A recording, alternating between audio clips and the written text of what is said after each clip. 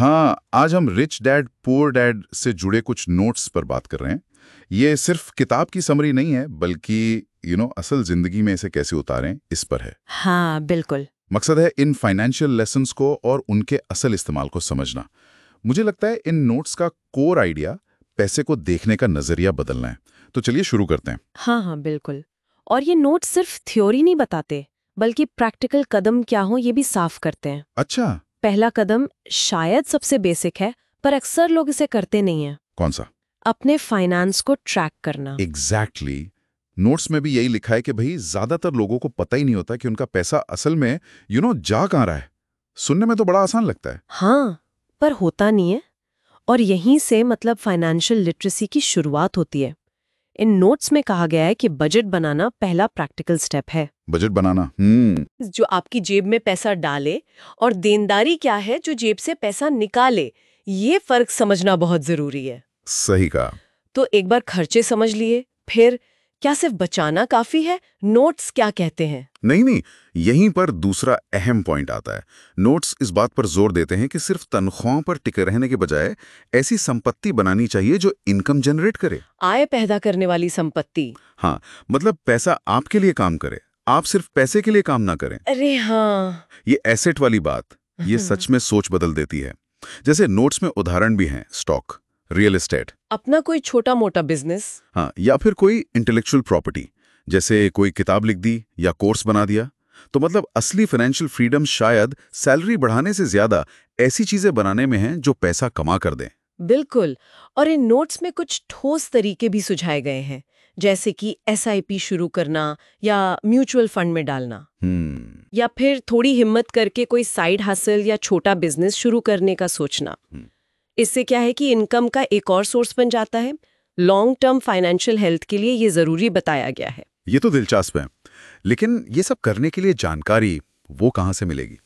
Notes में ये भी लिखा है कि स्कूल में तो ये सब पढ़ाते नहीं। सही कहा। इसीलिए तीसरा पॉइंट है खुद को सिखाना, फाइनेंशियल एजुकेशन। खुद को एजुकेट करना। हाँ, नोट्स साफ कहते हैं कि इसकी जिम्मेदारी हमें खुद लेनी होगी, और ये कोई रॉकेट साइंस नहीं है, बस शुरू करना होता है। तो नोट्स क्या तरीके बताते हैं इसके लिए? क्या मोटी मोटी फाइनेंस की किताबें ही पढ़नी पड़ेंगी? जरूरी नहीं कि शुरुआत वहीं से हो। कुछ प्रैक्टिकल कदम है, जैसे महीने में कम से कम एक फाइनेंस पर किताब पढ़ ली। अच्छा। या फिर पैसे के मैनेजमेंट, इन्वेस्टमेंट, बिजनेस पर ऑनलाइन वीडियोस देखें। आजकल तो कितने फ्री कोर्स भी मिल जाते हैं। हाँ, वो तो है। बात यह है कि जितना ज्यादा ज्ञान होगा, उतने ही बेहतर फाइनेंशियल फैसले लिए जा सकेंगे, है ना? ज्ञान बढ़ाते रहना ही कुंजी है, ऐसा इन नोट्स का इशारा है। ठीक है, ज्ञान तो ले लिया, पर निवेश करने या नया काम शुरू करने में उसमें तो रिस्क भी होता है, पैसा डूबने का डर। लोग अक्सर इसी वजह से पीछे हट जाते हैं। इसके बारे में नोट्स क्या कहते हैं? हाँ, और ये चौथा महत्वपूर्ण सबक है। नोट्स रिच डैड का नजरिया बताते हैं कि गलतियां तो सीखने की प्रोसेस का हिस्सा हैं। गलतियां सीखने का हिस्सा हैं? बिल्कुल। असल में पैसा खोने का डर ही है जो ज्यादातर लोगों को आगे बढ़ने से रोकता है। तो इसका मतलब ये तो नहीं कि लापरवाही करें। डर को कैसे हैंडल करें फिर? नहीं, लापरवाही नहीं, बिल्कुल नहीं।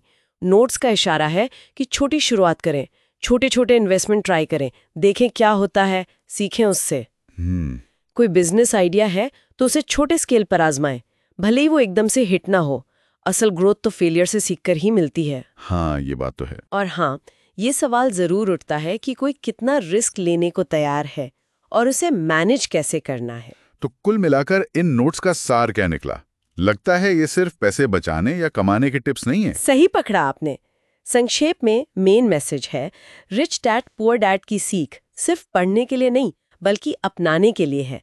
ये पैसे के बारे में सोचने का एक पूरा नया तरीका है। सोचने का नया तरीका। हाँ, जैसा नोट्स में लिखा भी है, सबक अपनी जिंदगी में उतारें, छोटी शुरुआत करें पर आज ही शुरू करें। बिल्कुल, छोटी शुरुआत पर शुरुआत आज ही, ये अहम है। और अंत में एक सवाल छोड़ जाते हैं सोचने के लिए, जो इन नोट्स पर ही बेस्ड है।